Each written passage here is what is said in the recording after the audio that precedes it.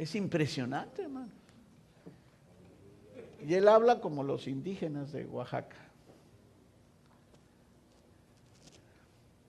Pero cuando lo oigo predicar, un texto y otro, y otro, y otro, y otro, y otro, y otro, y otro, y otro, y otro. Yo creo que prácticamente ha acabado de aprender a leer. Pero lo que a mí más me impresiona es su pasión, su deseo, su fuego por su Señor y por la iglesia.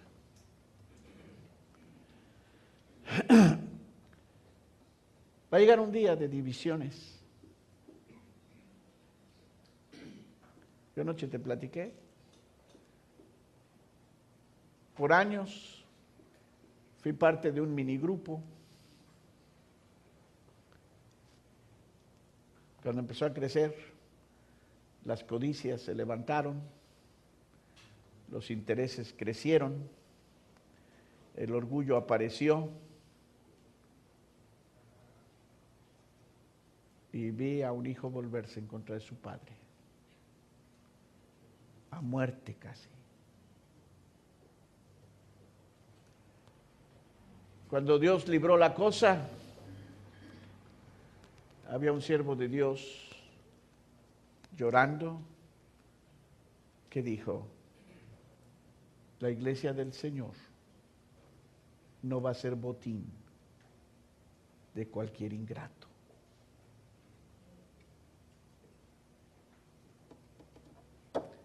Bueno, sencillito. ¿Quieres edificar una iglesia? Tienes que tener un corazón conforme a David. Cuando David estaba por edificar el templo de Dios, primero le vino un sueño, alguna palabra, y se puso a pensar: cómo yo vivo en casa enmaderada y la arca del Señor está bajo tiendas. Y algo empezó dentro de él a crecer y a crecer y a crecer, como una semilla que te puede ayudar. Una vez que yo separé en todos los libros, en todo el libro de Salmos, las diferentes menciones que hace a la casa de Dios. Hermanos, estaba dentro de los huesos, dentro del corazón de David. Pero cuando él estaba en eso, Dios lo conoció y Dios mandó un profeta y le dijo: cuanto a lo que tú has querido, si bien has hecho. Pero vengo a decirte que tú no edificarás casa al Señor, sino que el Señor te edificará casa a ti. Y yo quiero ir en cosas prácticas, hermanos. Si nosotros algún día queremos ser útiles para que Dios edifique la casa, debemos de dejar primero que Dios edifique nuestra casa. Y eso debe ser en lo individual y debe de ser en lo familiar. Anoche, en una manera rápida, les dije: yo no creo en divorcio y rematrimonio. Hay algunos que creen, pero yo no. Yo no creo que Dios hable de un segundo, tercero, cuarto matrimonio. Y como decimos en México, ya sé que a eso a algunos los enciende un poco, pero como decía mi mamá, ese pollito nos lo comemos luego. Lo que yo creo directamente es esto, hermanos. Si ustedes miran los requisitos del Señor para un anciano, y eso no solo habla de edad, sino de madurez espiritual, era un hombre que sabía gobernar su casa. No era alguien que tenía casa en desorden. Y divorciados para mí es desorden. Y rematrimoniados es peor desorden.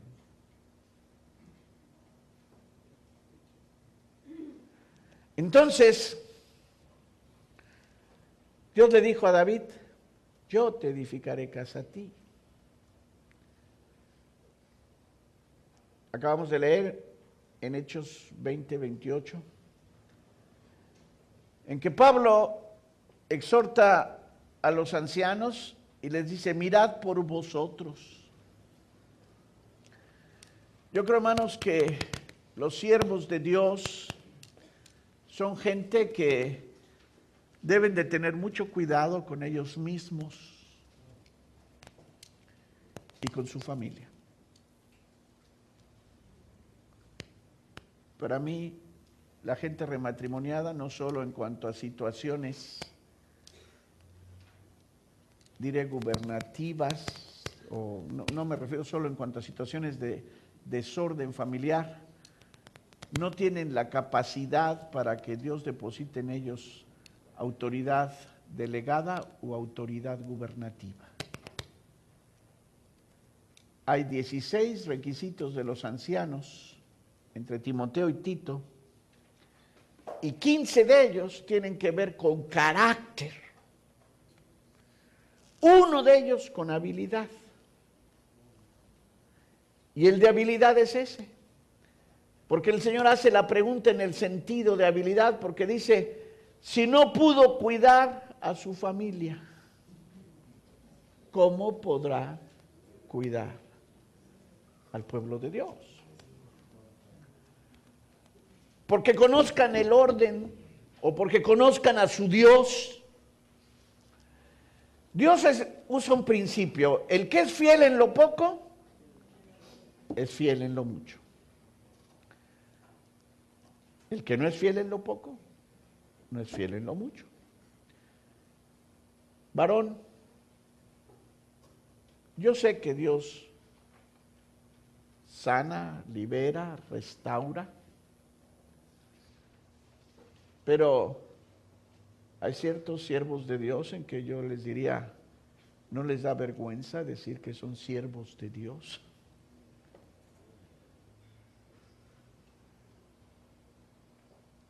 En cuanto a ustedes mismos.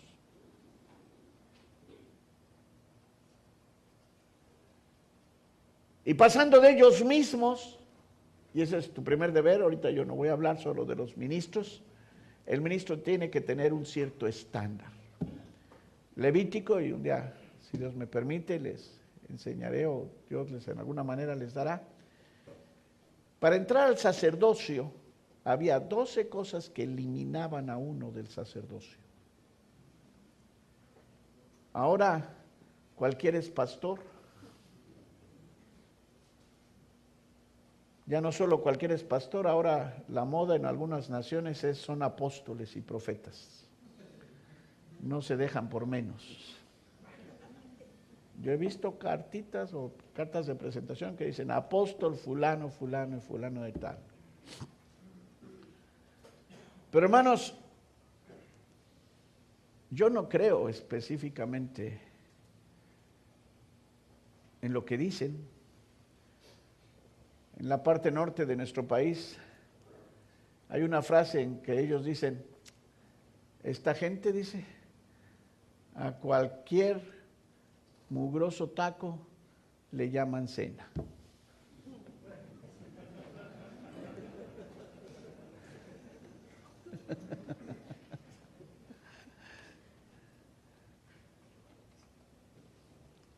¿Ven porque alguien empezó a evangelizar?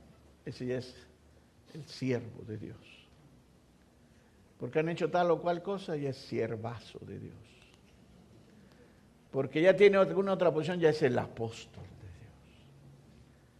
A mí me dio mucha risa porque estaba oyendo predicar a un varón que dijo, la próxima cosa que van a hacer es se van a presentar como supervisores de apóstoles.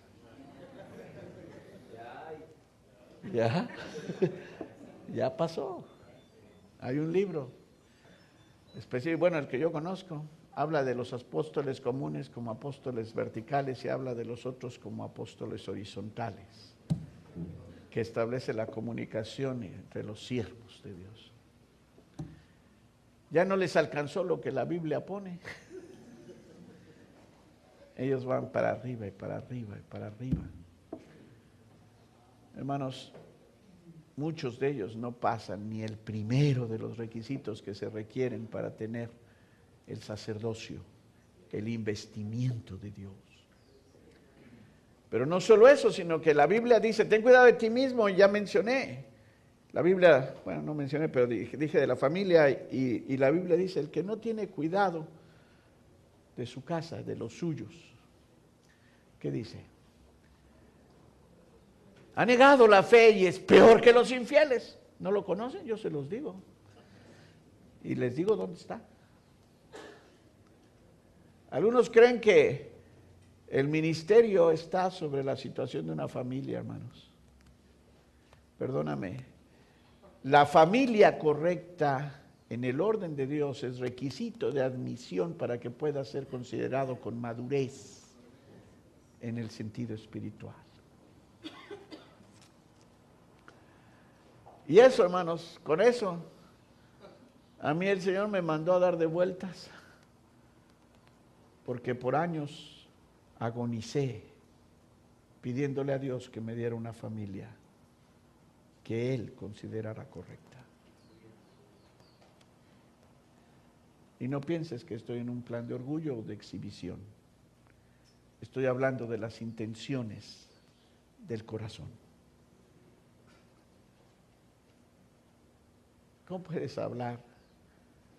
¿O cómo alguien puede ostentarse como sacerdote de Dios cuando van en la tercera o cuarta mujer? Porque las primeras no eran las diseñadas para el ministerio. Pues si no eran las diseñadas para el ministerio es porque tú no eras llamado para el ministerio. Eso es todo. Pero entonces dice, uno, la familia y el rebaño, las ovejas, la iglesia del Señor. Él te va manejando en ascendencia de responsabilidad. Esa es la habilidad que debes de tener. Pero entonces, en esas condiciones, nosotros tenemos que decirle, Señor, tú me edificarás casa. Tienes que clamar al Señor que te edifique casa. Yo he sabido de varios diferentes siervos de Dios, conozco de uno en especial, con un ministerio internacional, hermanos, ocupado hasta el tope. Su padre sufrió parálisis y entonces él dejó el ministerio, yo no recuerdo, de 5 a 7 años. No predicó, se dedicó a cuidar a su papá. No fue a iglesias, dejó las iglesias y lo que Dios le había dado y se encerró a cuidar a su padre.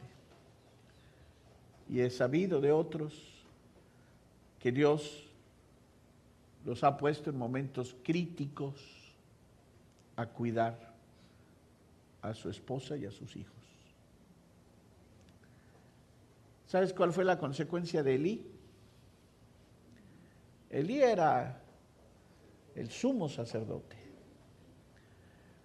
Pero él no tuvo cuidado, y ahorita lo quiero manejar así porque hay mucho fondo, pero él no tuvo cuidado de sus hijos. ¿Y sabes en qué acabó? Con hijos muertos primero y con la línea sacerdotal acabada. En otras palabras, Dios le quitó el sacerdocio o el ministerio. Y lo estoy mencionando porque tú puedes pensar y decir, bueno, es que los hijos esos son un problema, yo soy otro problema. Como hizo algún rey, o está en la escritura, dice, eso pasará en el tiempo, no tuyo, sino de tus hijos, y dijo, está bien. Mismo Elí, también. Hay una separación, hay un egoísmo esencial. Yo no soy católico, hermanos, yo creo que Dios ha mandado que la mayor parte de ministros se casen. Pero yo sí creo que un ministro se la está jugando con su hogar para poder ser calificado en la manera correcta. Ahora, yo quiero decirte una palabra de balance. Hubo un tiempo cuando Dios desarrolló el ministerio pentecostal, en que los hombres se iban y dejaban la casa sin ninguna provisión, y le decían a la esposa, ay, por fe, a ver qué Dios te da, ay, por fe que Dios me da. Y les digo, por feos no les va a dar nada. Y había muchas situaciones terribles, excesos. Pero en la iglesia ha pasado que el péndulo estaba de un lado y había gente que no tenía ningún cuidado de su familia. Pero Dios empezó a regresar esta parte y empezó a enseñarle a los siervos de Dios que tienen que cuidar su hogar. Pero lo que ha pasado ahora es que el péndulo está del otro lado. Y la familia, para muchos, es su Dios. Y yo quiero decirte que la Biblia todavía dice que el que no deja padre y madre, esposo o esposa, hijos o hijos por causa de mí, no es digno de mí. El hecho de que Dios nos pida que sepamos gobernar no quiere decir que la familia se vuelve nuestro hogar, se vuelve nuestro Dios. Lo que quiere decir es que nosotros debemos de edificar una familia con el balance correcto. Sí, ya sé, se hizo a un lado porque me está apretando la oreja. ¿Cómo hacemos? A ver, dime. ¿O lo ponemos en el otro lado? ¿Tú eres zurdo? Sí.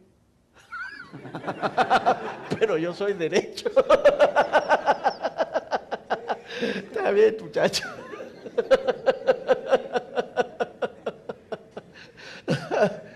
¿Le gusta la oreja izquierda? Está bien. Ok. Perdón, hermanos, yo sé que están trabajando los jovencitos en el sonido y bendito el Señor por grabar y hacer las cosas bien. Bueno, estaba diciéndoles que lo que interesa es que sepamos tener una iglesia en la correcta posición que Dios nos ha dado. Y me pesa hacerlo esto, pero lo hago por amor a la iglesia del Señor y amor en el sentido ministerial. Y les voy a decir, y al fin que le voy a echar la culpa a Carlos de lo que voy a decir. Carlos fue allá a Estados Unidos a decirme, hermano, dice, hay buenos hermanos los americanos, dice, pero hablan inglés. Necesitamos que alguien nos hable en nuestra manera, en nuestro sabor. Bueno, pues a ver cuánto le sabe ahora el hermano lo que voy a decir. No por él, hermanos, pero quiero que escuchen esta palabra con balance. Sin lugar a dudas, hermanos, la iglesia en todo el mundo le debe muchísimo a los misioneros y a los ministros americanos. Es sin número lo que se les debe. Pero uno de los que empezaron a reaccionar que debería de haber cuidado con la familia son ellos. Pero ¿sabes qué es lo que pasa ahorita en Estados Unidos? Y con muchos ministros americanos. Su esposa está fuera de lugar. No vive en el modelo de la familia que Dios ha establecido. Y en el ministerio, muchas mujeres están fuera de lugar. El hecho que Dios te llame a tener una familia en orden no quiere decir que te vuelvas esclavo de tus hijos ni siervo de tu esposa.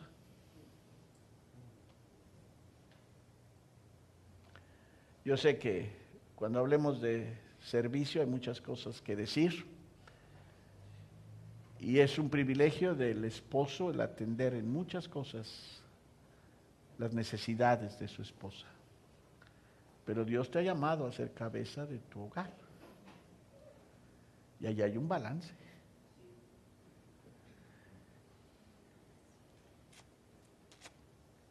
Es importante tener una familia en balance. Y por ahí en un papelito, cuando lo lean, pónganle uno de los indicadores de madurez es balance. La situación que distingue a gente madura cristiana es que tienen balance. Los jóvenes, aún en lo natural, son tendientes a estar extremos en una cosa o extremos en otra cosa. Los que tienen madurez espiritual van a tener equilibrio, balance. Bueno, entonces Dios le tuvo que edificar casa a David. Pídele a Dios que tengas una familia de acuerdo a la Escritura. Por un tiempo usamos decir en orden divino. Yo creo que hay un orden para la familia, hermanos. En intelecto, en emociones, en determinaciones. Nosotros debemos de comportarnos como siervos de Dios que podemos entregar a nuestro Señor buenas cuentas de nosotros mismos y de lo primero que Él nos ha confiado. En cierta forma, nada más ilustrativa, yo te diría, tu familia es tu primera iglesia. Y si ahí fallas, dudo mucho que Dios te promueva. Así es que es importante, muy importante. Llegó el día en que se edificó el templo, o se iba a edificar el templo, y una de las cosas que Dios hizo con David fue darle el modelo o los planos del templo que iba a edificar. Y aquí voy a decir otra cosa, con respeto para muchos. Hermanos, yo creo que la palabra de Dios es absolutamente clara. En toda la simbología del Antiguo Testamento, o en casi toda, o en mucho de ello, y en cosas específicas que Él establece en el Nuevo Testamento para que tú aprendas algo. Dios no está inventando cada día un nuevo programa, un nuevo sistema, una nueva manera. Dios tiene un plano. Dios tiene lo que Él ha determinado, lo que Él quiere, como Él lo quiere. Los salmos dicen, sus caminos están en el santuario. Y eso fue una palabra de Dios para explicar lo que había pasado con Moisés. Les voy a decir algo que a mí me ayudó mucho. Posiblemente para algunos de ustedes sea leche, pero a mí me bendijo y lo que yo quiero es edificarles. Alguien me dijo muy rápido de Moisés, ayer les prediqué acerca del hombre que se fue caminando a su tumba. Ahora les voy a decir de otro hombre. Moisés, posiblemente, no lo puedo dogmatizar porque no se puede contar, ha sido el hombre que más milagros vio en toda su vida. Por lo menos por 40 años vio un milagro doble diario. 40 años Dios les dio pan, les dio de comer y les dio de beber a más de 6 millones de gentes sin dinero. Quiero subrayar, sin dinero.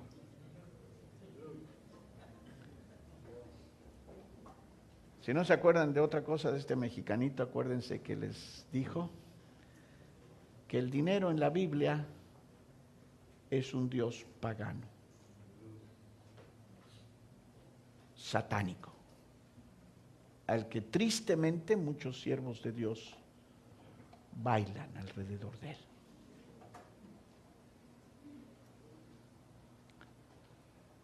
Bueno. Moisésito en el Antiguo Testamento vio más milagros. Ya les dije, vio comer, vio abrir el mar, vio las plagas, vio los milagros cuando Dios lo llamó, vio los milagros cuando Dios hizo juicio. Una cosa tremenda. Pero cuando el Salmo 103, me parece, está hablando de él, dice la Escritura que Dios, ¿qué dice? Manifestó.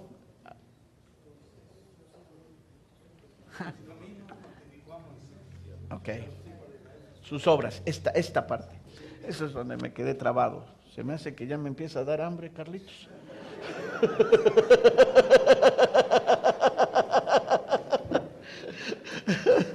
Quiero saber si hay pupusas.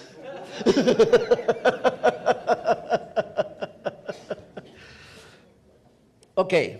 Dios manifestó a Moisés sus caminos y al pueblo de Israel sus obras. Entonces, obras se refiere específicamente a la parte que todo Israel miró junto con Moisés, milagros diarios, señales para sacarlos, milagros de juicio, etcétera, etcétera. Pero Dios dice algo más de Moisés, dice, a Moisés notificó sus caminos. ¿Ok?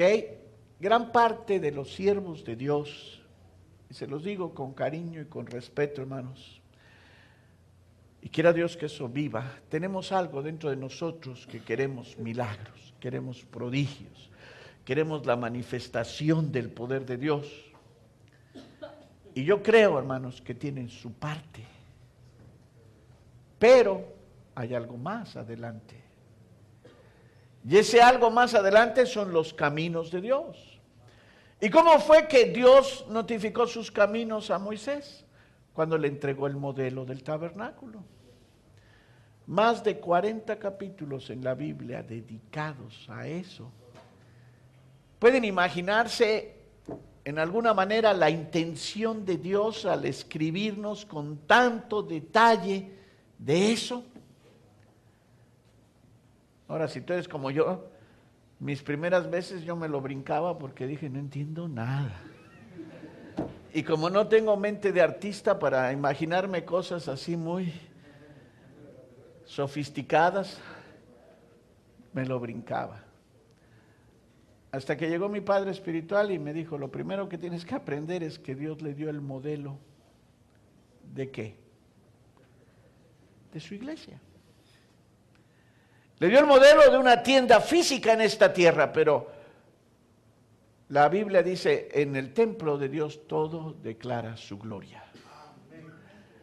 Hay más de 2000 piezas en el tabernáculo, hermanos, detallado en el libro de Éxodo. Y cada una de ellas dice, gloria al Señor. Ahora, ¿por qué estoy hablando de esto? Porque, hermanos, Dios es un Dios de modelos. Dios estableció cómo quería el tabernáculo al detalle. Aleluya. Y eso es importante. Hay veces que uno pasa por épocas, yo me acuerdo de joven, yo le decía, Señor, dame un milagro, dame uno. Quizás ustedes no hayan tenido tanta ansiedad como yo, pero bueno, porque ustedes tienen fe y yo no.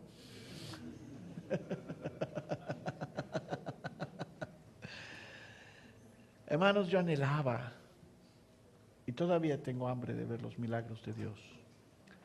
Pero me di cuenta que yo tenía que aprender acerca del modelo de Dios.